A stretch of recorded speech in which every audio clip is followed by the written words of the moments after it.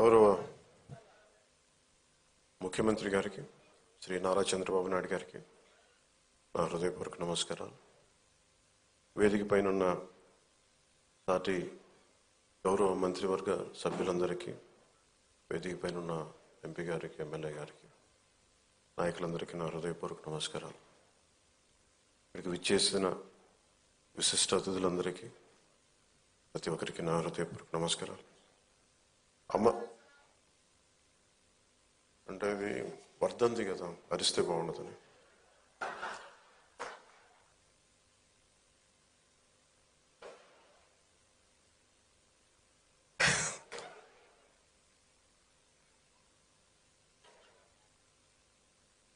అమరజీవి పొట్టి శ్రీరాములు గారికి ఆయన వర్ధంతికి ముందస్తుగా చేతులెత్తి ఆయనకి నా నివాళులు అర్పిస్తున్నాను. మనం ఎందుకు వర్ధంతులు కానీ జయంతులు కానీ మహానాయకులు ఎందుకు మనం చేసుకోవాలి అంటే, మనిషి మర్చిపోవడం సహజం, మరుపు చాలా సహజం. ఎవరైతే మనకు అన్నం పెట్టారో, ఎవరైతే మనకు నిలబడ్డారో, ఎవరైతే మన కోసం పనిచేశారో, తల్లిదండ్రులు కూడా మర్చిపోతాం మనం. హ్యూమన్ మెమరీ అంత, హ్యూమన్ సైకాలజీ అలాంటిది.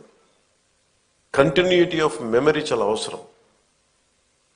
మన తాతలు ముత్తాతలకు కూడా మనం ఎందుకు పితృదేవతలు అని చెప్పి మనం పిండం పెడతామంటే, ఎవరి వల్ల అయితే మనం వచ్చాం వాళ్ళు మర్చిపోకూడదని చెప్పి.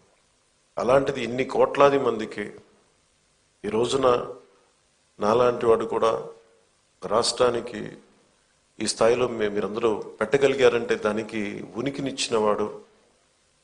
50 రోజుల పైన అన్నపానీయాలు లేకుండా కడుపు మలమలమల మాడిపోతూ, పేగులు యాసిడ్ పేగుల్లోంచి వస్తూ ఉంటే, మంటలు మండిపోతూ ఉంటే, దానికి ఏమి చేయాలో తెలియక ఒక మట్టి తీసుకొని, బంకమట్టి తీసుకొని ఒక బట్టగా రాసి దాన్ని తడిపి పొట్టకి చుట్టుకొని మహాక్షోభ అనిపించిన మహానుభావుడే. భార్య చనిపోయింది, కొడుకు చనిపోయాడు, కేవలం సమాజం కోసం, దేశం కోసం బతికిన మహానుభావుడు ఆయన. వేదన ఇవన్నీ ఎప్పుడు ఎక్కువ మందికి తెలియదు ఆయనకి. ఏదో ఒక ఆయన వల్ల వచ్చిందని ఒక చిన్నప్పుడు స్కూల్లో చదువుకుంటూ మాకు అనిపించింది, అంతకు మించి ఎప్పుడు ఉండేది. నాకు ఎప్పుడు కూడా ఎందుకు వెతికేవాడంటే, స్పెషల్ పాలిటిక్స్కి వచ్చాక అది కూడా ఆయన గొప్పతనం ఎప్పుడు మాకు మరింతగా అర్థమైంది అంటే, రాష్ట్ర విభజన జరిగిన తర్వాత ఎవరైతే మనకి మూలకారకులు ఆంధ్రప్రదేశ్కి, ప్రతిసారి పొట్టి శ్రీరాములు గారి విగ్రహం ఎతకాలి అంటే ఆర్యవైశ్య సమాజంలో దొరుకుతుంది తప్ప తక్కువ చోట్ల దొరుకుతుంది. ఆయన ఒక జాతికి నాయకుడు కాదు, ఒక కులానికి నాయకుడు కాదు, ఆంధ్ర జాతికి నాయకుడు. అలాగే భాషా ప్రయుక్త రాష్ట్రాలకి ఆద్యుడు, దానికి దారి వేసినవాడు. స్వాతంత్రం వచ్చిన తొలి రోజుల్లో ఇది. ఇందాక మనం దాంట్లో చూస్తూ ఉంటే ఆయన మీద చేసిన ఆ డాక్యుమెంటరీ ఫిల్మ్ కూడా చాలా అద్భుతంగా తీశారు. INPR డిపార్ట్మెంట్ అందరికీ నా హృదయపూర్వక మీకు అభినందనలు తెలియజేస్తున్నాను. చాలా అద్భుతంగా తీశారు, చాలా హృదయానికి హత్తుకునేలా తీశారు, గుండెలు కదిలించేలా తీశారు. స్వాతంత్రం వచ్చిన కొత్తలో ఎలా ఉందంటే దేశం, ఇది నేను వీటి మీద హిస్టరీ బుక్స్ చదువుతూ ఉంటే, నెహ్రూ గారు ఒకవైపు పాకిస్తాను, భారతదేశం అఖండ భారతం 2 ముక్కలుగా విడిపోతుంటే, మత ప్రాతిపాదికన ముస్లింలు మేము వెళ్ళిపోతామని చెప్పి చిన్న నాయకత్వంలో పాకిస్తాన్ వెళ్ళిపోతుంటే, మన అన్ని మతాలు ఒకటి అని మనం పట్టుకుంటే, అలాంటి సమయంలోనే నెహ్రూ గారి థాట్ ప్రాసెస్ ఎలా ఉండిందంటే, ఆయన చదువుతూ ఉంటే ఆయన ఒకవైపు నరికేస్తా ఉన్నారు పాకిస్తాన్లో హిందువుల్ని. అలాంటి సమయంలో ఇంకొక మూల మన ఉమ్మడి మద్రాసు రాష్ట్రంలో చాలా వివక్ష అనుభవిస్తూ, అవమానాలు భరిస్తూ, తెలుగు వారికి గుర్తింపు లేదు. అలాంటి సమయంలో తెలుగు ఉనికి కోసం, ఆంధ్రుల ఉనికి కోసం ఒక రాష్ట్రాన్ని ఏర్పాటు చేసుకునే క్రమంలో పొట్టి శ్రీరాములు గారు ప్రాణం పోవటం, ఇవన్నీ దేశాన్ని కదిలించేసి ముందు ఏం పెద్ద జరగదు అనుకున్నారు. నెహ్రూ గారు అన్నది కూడా ఏంటంటే, అసలే రాష్ట్ర విభజన జరిగిన ఈ పరిస్థితుల్లో మళ్ళీ ఈ వివక్ష ఏంటి, మళ్ళీ కూర్చోబెట్టి భాషా ప్రయుక్త రాష్ట్రాలు దేశాన్ని ఎలా కలిపి ఉంచాలి అనేది ఆయనది. ఒకవైపు ఏమో వాస్తవం ఏంటంటే ఇక్కడ మీరు సంబంధం లేదని చెప్పేసి వివక్ష. వీటి మధ్యలో రాష్ట్ర నాయకులు కానీ దేశ నాయకులు కానీ ఎంతో నలిగిపోయి, ఆయన కూడా ఎందుకు ఆయన మీద కోపం, అందరికి ఎందుకు రాలేకపోయారు, ఎందుకు శవాన్ని మోయడానికి ఎందుకు రాలేదంటే కోపం అన్నమాట. ఆయన వదిలేస్తే కొద్దిమంది ఘంటసాల గారు లాంటి పెద్దలు కానీ వీళ్ళందరూ వచ్చి, అంటే నలుగురు మన రాష్ట్రం కోసం ఏర్పడిన వ్యక్తికి శవాన్ని మోయడానికి, పాడి మోయడానికి నలుగురు కూడా కనా కష్టాలు పడాల్సి వచ్చిందంటే నిజంగా అది గుండె కదిలించేసింది. అలాంటిది మనం ఈయన మన గుండెల్లో పెట్టుకోవాల్సిన మహానుభావులు ఆయన. ఈ రోజున ఆంధ్రులు అని చెప్పుకుంటున్నాం అంటే ఆయన బలిదానమే మనల్ని ఇక్కడ నించోబెట్టింది. నాకు చాలాసార్లు రకరకాలుగా ఉంటుంది. ఒకసారి ఆంధ్రప్రదేశ్ విడిపోయి మన భాషా ప్రయుక్త రాష్ట్రాలు జరిగిన తర్వాత మనకి ఒకసారి మన కర్నూలు రాజధానిగా ఒక డేట్ పెట్టాం.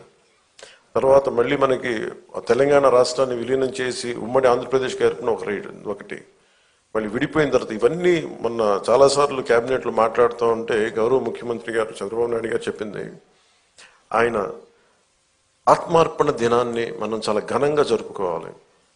ఇంకా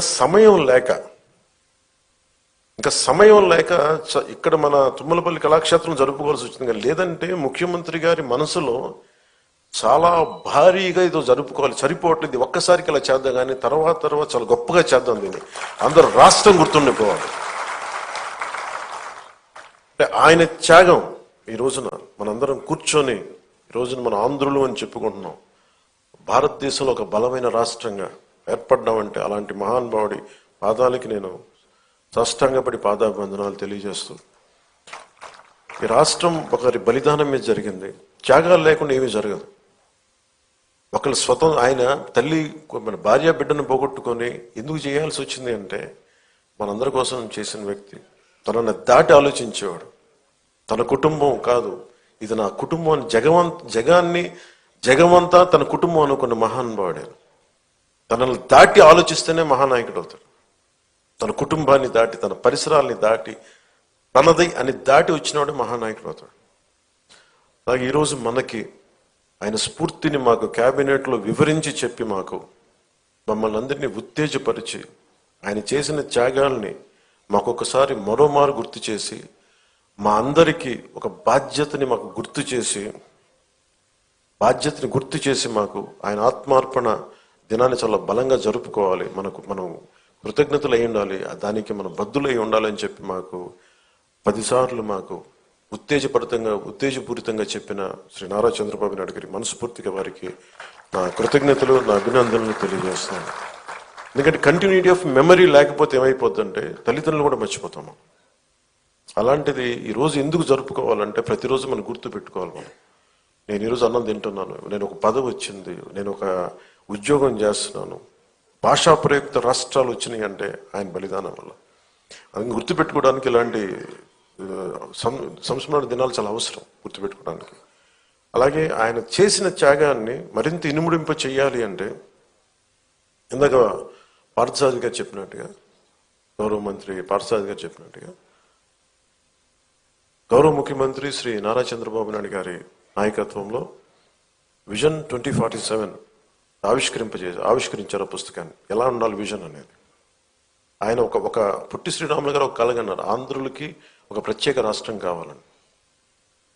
నందమూరి తారక రామారావు గారు తెలుగు ప్రజలను ఎప్పుడు కూడా మద్రాసీలు అంటే నేను తెలుగువాడినని సగర్వంగా చెప్పి, తెలుగువాడు కాలర్ ఎగరేసుకున్న తెలంగాణలో ఉన్న ఎక్కడున్నా సరే మాకంటూ ఒక ఉనికి ఉందని ఆత్మగౌరవాన్ని చాటి చెప్పిన మహానుభావులు శ్రీ ఎన్టీ రామారావు గారు. అలాగే చంద్రబాబు నాయుడు గారు మొన్న చెప్పారు, ఒక పార్టీని నడుపుతూ ఎంత కష్టమో నేను చెప్తా ఉన్నాను. ఆయన మనుగడ సభలో చెప్పాను, చాలా కష్టం ఒక పార్టీని నడపడం. ఒక 5 కోట్ల మంది, ఇన్ని కోట్ల మంది ప్రజల తాలూకు జీవితాన్ని నిర్దేశించే పాలసీలు తీసుకురావడం చాలా కష్టం, కంకణబద్దులై ముందుకు తీసుకెళ్ళడం కష్టం. అలాంటిది 2047కి ఎలా ఉండాలి ఈ రాష్ట్రం, అదొక డాక్యుమెంట్, అది ఒక దిశానిర్దేశం చేస్తుంది.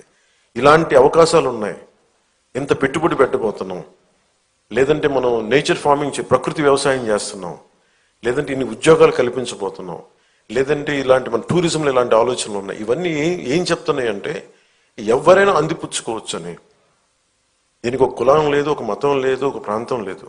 ఏ జిల్లాలైనా సరే, మనకున్న 26 జిల్లాల్లో కూడా కులానికి మతానికి ప్రాంతం లేకుండా ఎవరి సమర్థత ప్రతిభ మీరు పెంపొందించుకుంటే ఈ అభివృద్ధిలో భాగస్వామ్యం కావచ్చని చెప్పేది డాక్యుమెంట్. అది దాన్ని ఎవరు విమర్శిస్తున్నారని ఎవరన్నా నాకు అనుకుంటే ఇలాగే విమర్శించారు ఆయన.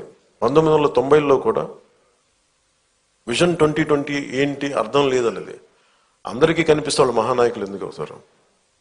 ఆయనకి కనిపించింది రాళ్లలో రప్పలో ఒక మహానగరాన్ని సైబరాబాద్ వచ్చింది. దానిలో కొన్ని లక్షల మంది మన రాష్ట్ర విభజనకి సర్ప్లస్ బడ్జెట్ వచ్చేంత స్థాయికి ఒక క్యాపిటల్ పట్టుకెళ్ళింది.